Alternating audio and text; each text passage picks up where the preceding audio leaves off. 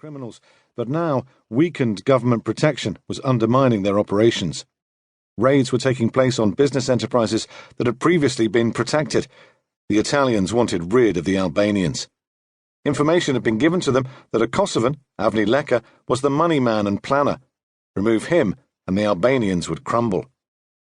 The contact told Jeff they'd received information he was looking to kill Avni Leka, and they would help him. He added they could take care of Leka and the Albanians themselves, but to do so carried risks.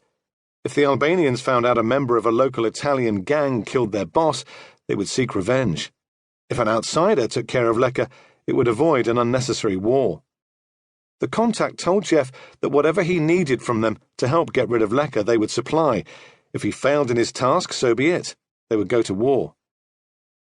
"We will ship their Albanian carcasses back across the Adriatic," the contact stated. "But we do not wish to do this if it can be avoided. It would not be good for business. The police and the military would intervene." The comment on getting rid of the Albanians had amused Jeff. If it was that easy, why had they not done so already? When Jeff weighed the comments, the only conclusion that made sense to him was the Albanians were strong and the Italians fearful of them. At any rate, he didn't care for the problems of the Italians, and he had no intention of letting them turn him into their pawn. He was not going to become embroiled in a gang war. He wanted Avni Leka, and that was all.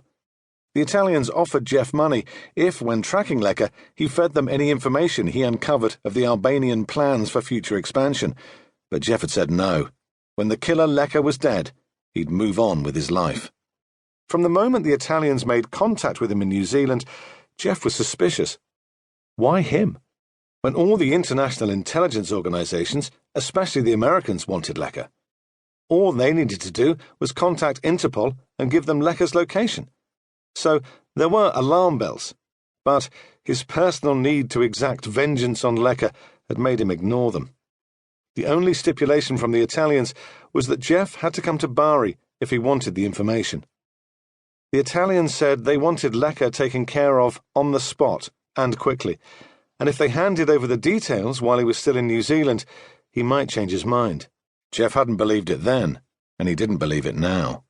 But he was in Bari, and he considered himself a well-hooked fish.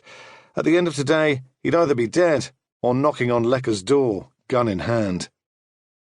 Around 30 minutes and another coffee, and finally the first passengers from the ferry walked through the gates. Jeff's arse had numbed from sitting too long on the uncomfortable plastic chair. The morning sun had chased away the chill. He'd eaten breakfast, not the bacon and eggs he craved, but a plate of sliced salami and cheeses washed down with orange juice. Now, legs stretched out in front of him, he scrutinized the disembarking passengers, searching beyond the row of motor scooters parked outside the cafe for the tall figure of Sula Bogdani.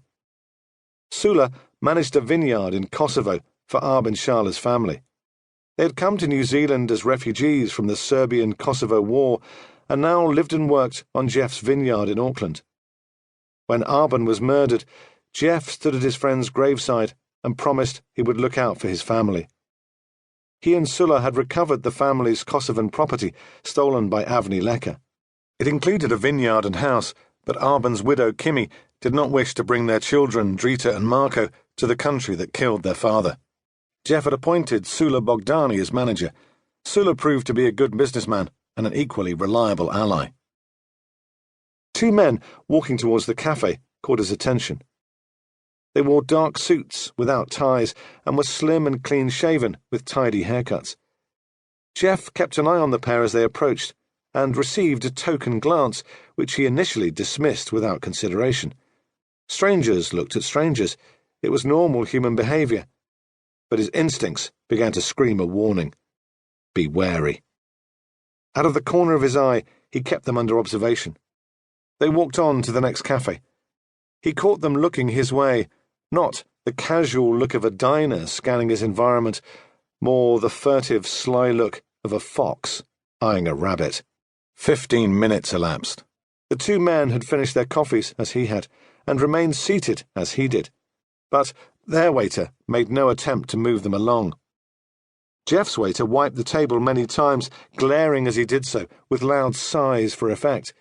The tables in both cafes were full, but only Jeff's waiter wanted him gone. Jeff's assessment was the two men